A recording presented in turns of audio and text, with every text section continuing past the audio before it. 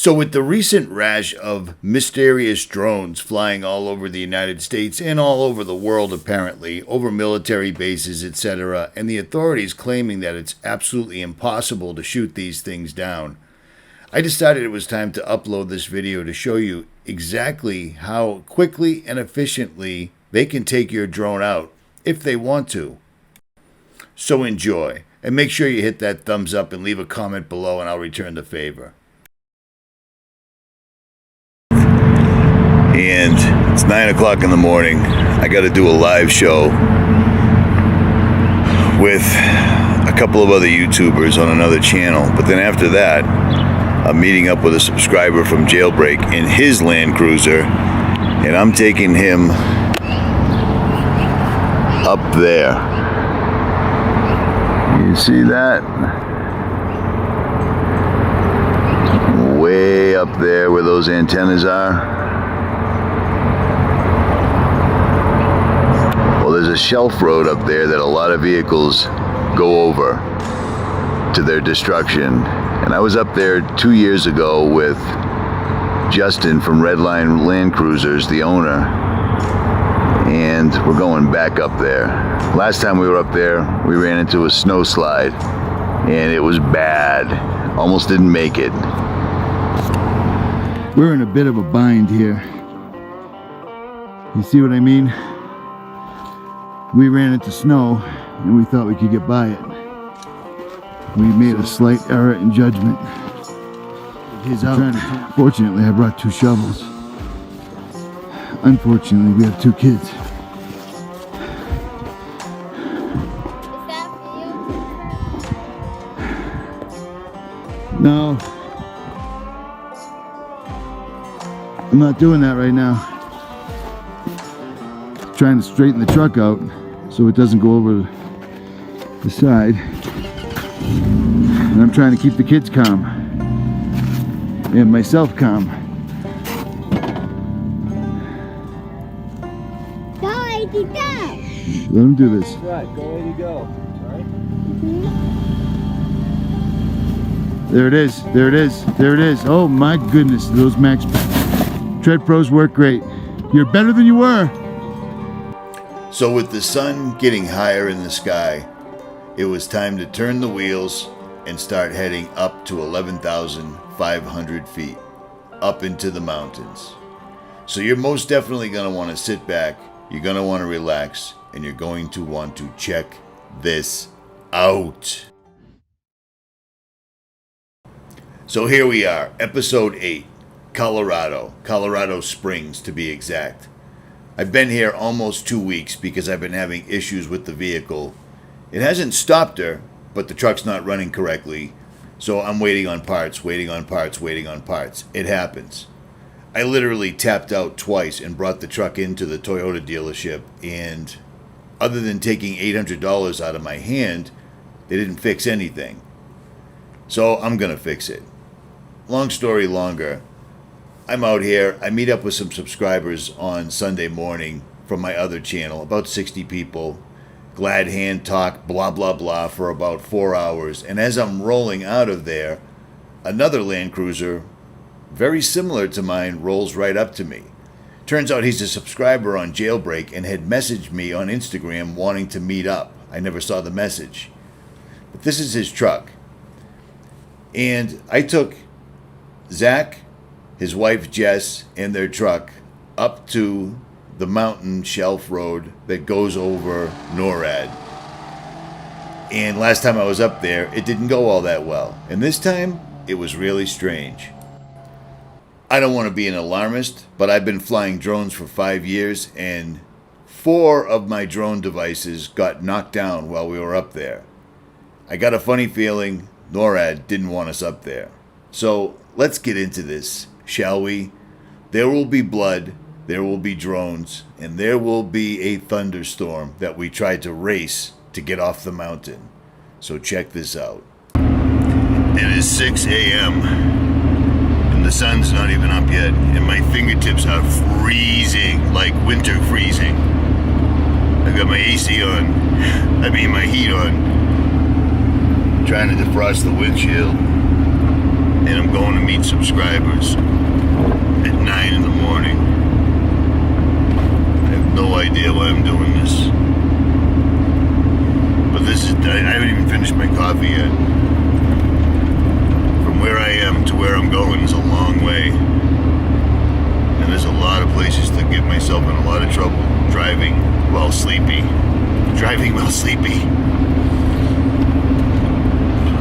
I cannot believe how cold my fingertips are.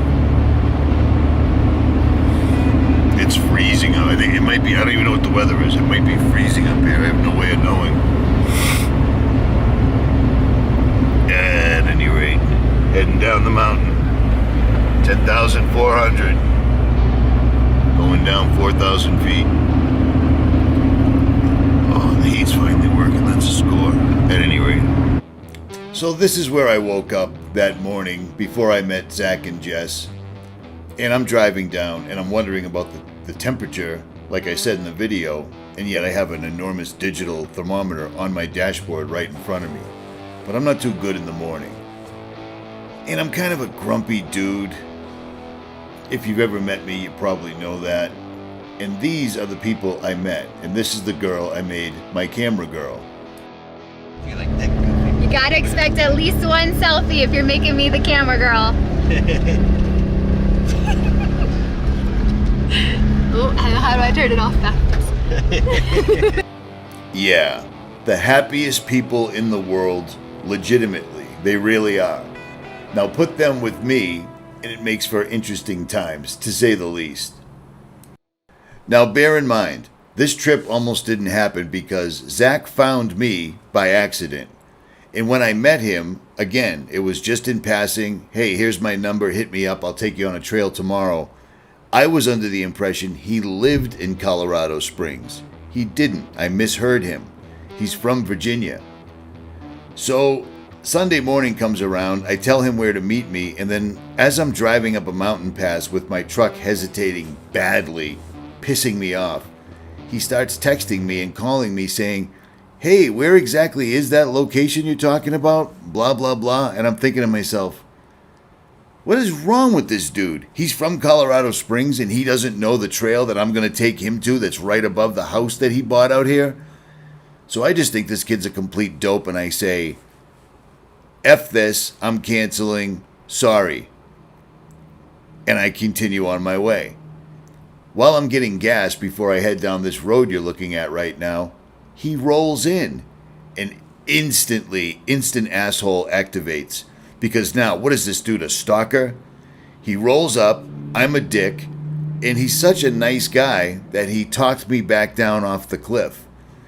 Turns out he doesn't live around here, and he was just as unfamiliar with the area as I was. So fortunately, we got that all smoothed out. I hooked up Jess with the camera, we hooked up his truck with cameras and my truck with cameras, and we headed in. And I'm glad he found me because they're two of the nicest people I've probably ever met, and it was real. I'm from the city, man. Anybody that's happy, I suspect foul play. Must be on drugs, must be a lunatic, or they must be out to get me. One of the three. And they were none of the three. So there's that. Now, onto the road. So myself and a fella named Zach and his wife are heading up to the trail, the Shelf Road above NORAD. So I don't know exactly what the trail's called, but lots of people go over, and we're not going to do that today. But hopefully we get some epic footage. It's a military compound. I did have problems with the no-fly zone. My drone wouldn't launch. We'll see what happens this time around. This is an awesome road. But it is desolate. There's not many people up here at all, or shouldn't be. We'll see. Now the road to get to the trail is beautiful. There's tons of valleys that you have to drive through like this. The only issue is the locals drive on this road like it's a regular street.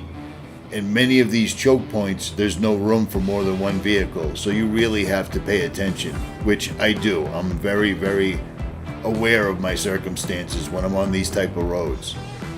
But this road takes you a while. It's about 5-6 miles, and then you go to a trail that goes straight up 3,000 feet in about a half a mile. So you're going straight up for a while, and then you come to a stream, and then a really awesome set of climbs that take you on the road to the shelf road. It's awesome. Now, for the people that don't understand what a shelf road is, this is a shelf road, and they're all over the mountains. Meaning, there's 1.5 lanes. You could pass somebody if you had to, but the other side always drops straight off. No guardrail, no nothing, just straight down. Now, when you get to the top of the mountains, these get a little more precarious, and there's always other elements involved. Like this, for instance. So it really spices things up nicely.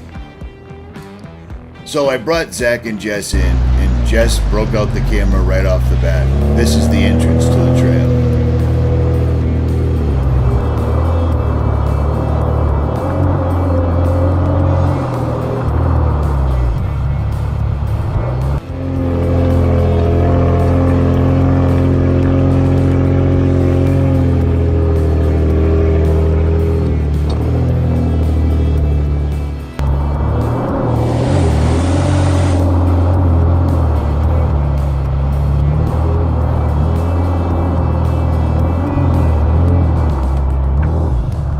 And not even 4 minutes on the trail, and poor Jess had her hiking shoes on and was running way up the trail ahead of us, just trying to get footage.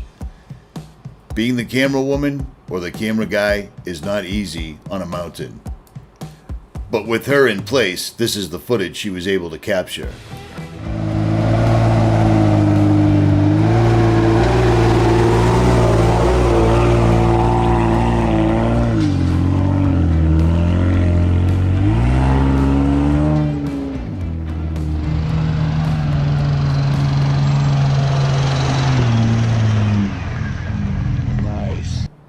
Now bear in mind, I don't know these people. I just met them a couple of hours prior to this video right here.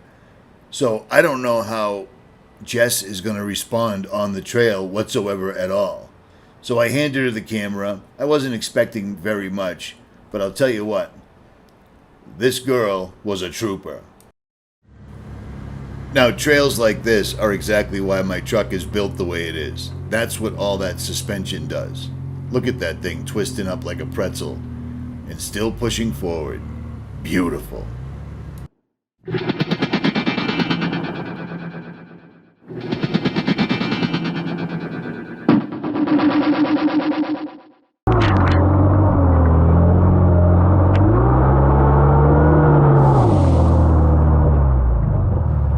And then again, Jess is hiking up an incredibly steep trail. You can tell by the speed that she's moving at. It's steep. And earlier I mentioned hopefully there weren't a lot of people on the trail. That turned out to be inaccurate. Because here come the Jeep people. Oh yeah, Jeep.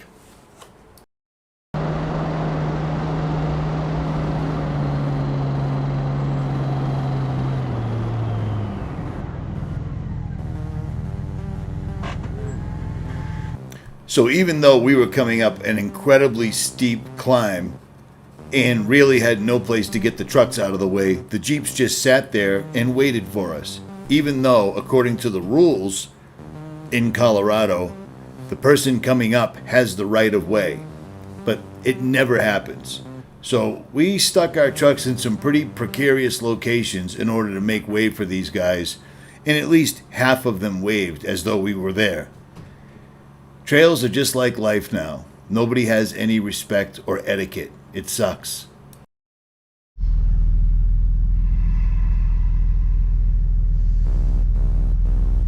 Sorry about that. It's a parade.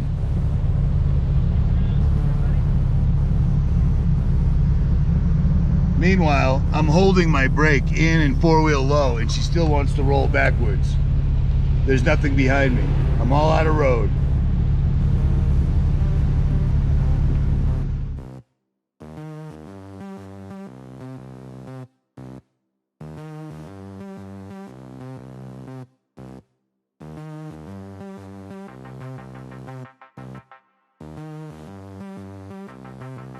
But finally, we were able to head back up towards our goal, which was the Shelf Road above NORAD. So we continued pushing forward. The trails are amazing. Anybody can do the trail, but the better equipped you are, the better equipped you are. It just makes it more fun. My truck's a little tall, and so isn't his, and we scraped a few tree boughs here and there, but no damage.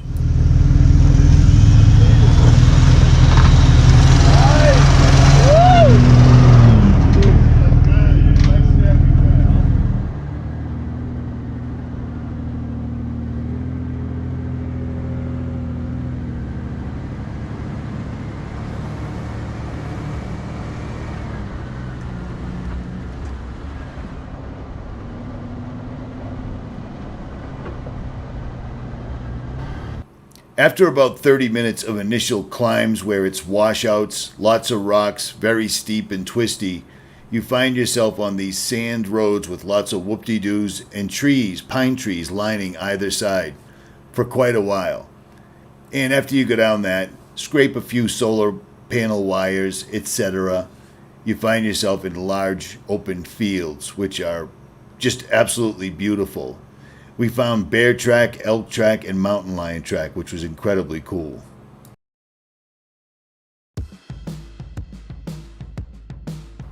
And once we got out of the twisties inside all the pine trees, we came to the open field and once again ran into a convoy of jeeps that had just decided to park in the middle of the trail, causing us to have to go around.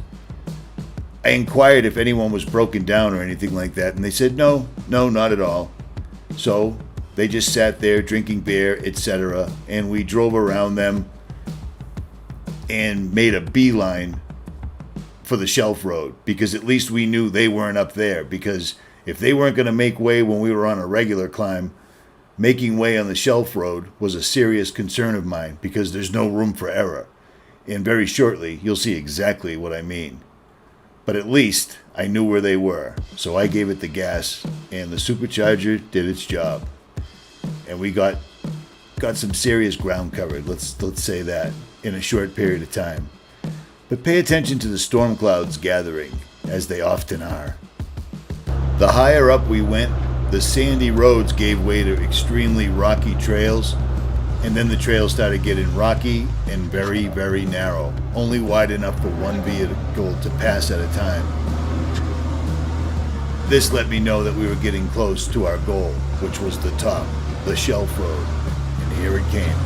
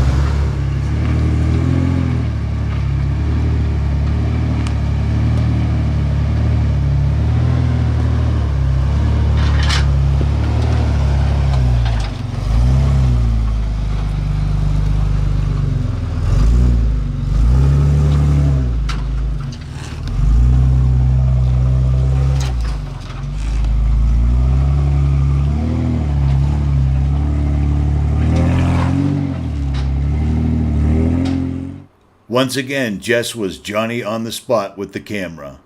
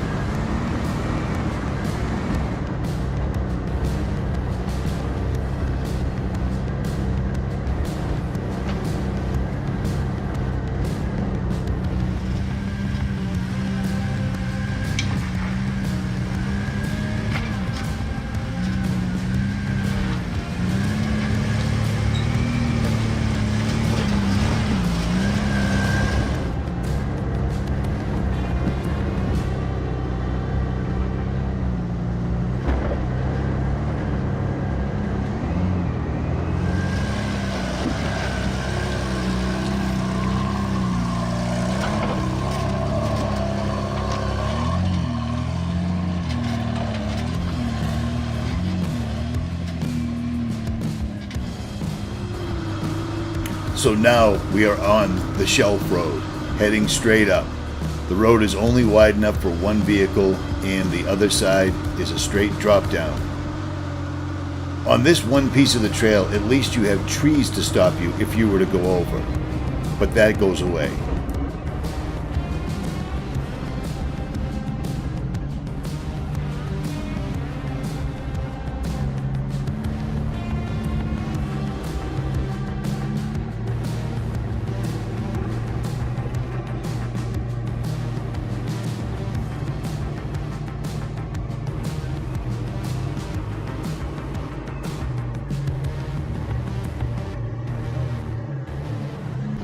Now, if you've never been on a shelf road, or better yet, off-roaded on a shelf road in a lifted vehicle that's top-heavy, every single rock you go over exaggerates the angle inside the truck. It feels like you're going over. And you're on the side of a mountain. Somebody cut this road in who knows how many years ago for gold, coal, silver, etc.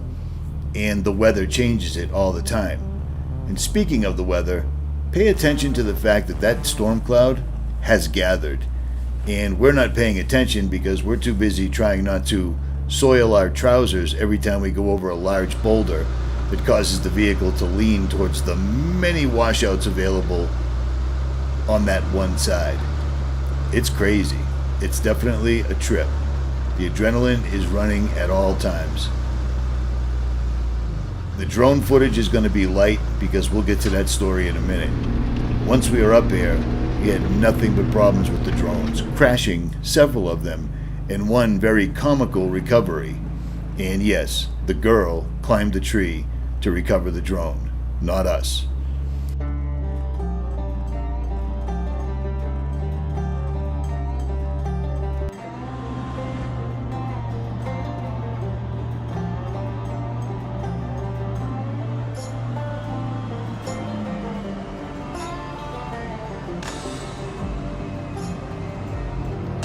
Shelf roads are amazing to run, but it is very, very critical that people that go up here understand that this isn't a theme park. You're on your own. Search and rescue is just going to get you out of there if you survive the rollover. And as you can see, there's no space to turn around, which is why I was concerned about other people already being up there, because you can't back down. There's too many washouts. I'm fairly certain you can see that from the footage, but it's next to impossible to show it with the cameras. Even standing outside your vehicle, if you slip backwards and fall, you're in a heap of shit. Just that's all there is to it. So know that if you ever take this trail. The reason I say that is the people behind me went and did Imogene Pass after watching a video that I made about it. And according to them, it inspired them. That's why I'm giving these caveats.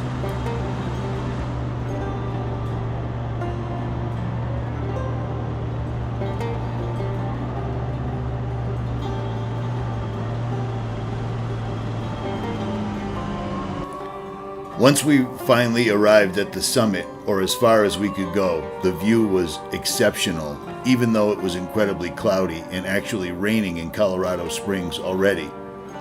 But it's amazing being higher than the clouds that are dumping rain on the people that are just 5,000 feet below. It's an epic reward for all the adrenaline and nerves coming up. Driving the trail, I've done this trail maybe 6 times, and I'll probably do it one more time because I'm just that stupid. But getting to see something like this, most people do not see this in their lifetime, if at all. Do you know what I mean? So it was well worth it, and it was my pleasure bringing this young couple up here because they had never seen it before either. And strangely, the random chance of meeting them, they're actually friends with Matt and Peter Ailstock. Ailstock Automotive got his Land Cruiser ready for this trip.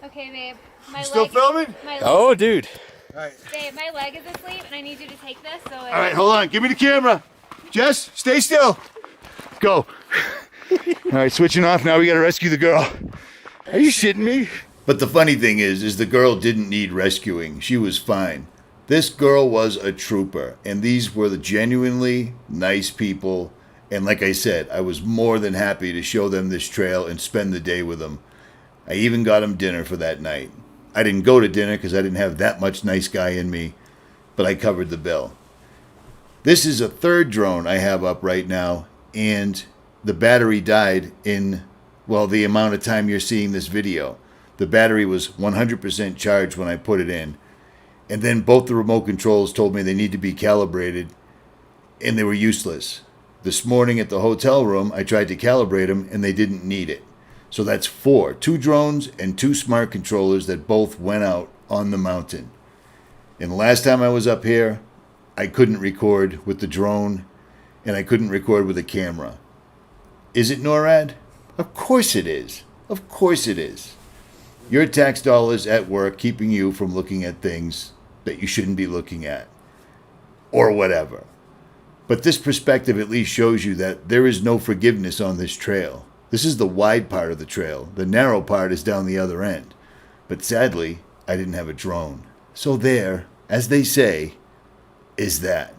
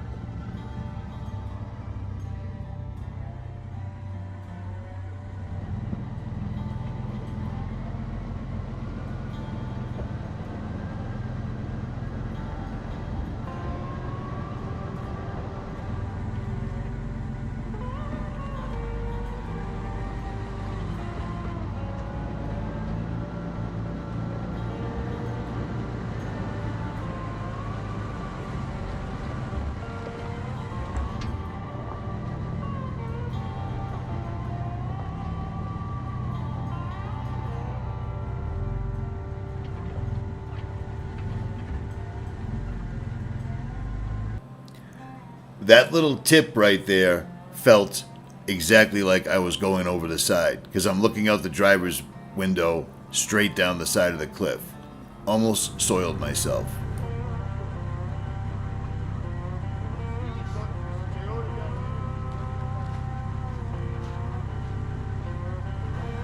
So even though thunder and lightning had already started, the sky's completely overcast and it's raining down below us. We still took the time to enjoy the fruit of our labors. These guys had never been up there. They took selfies, they took pictures, they enjoyed it. And I waited, no problem.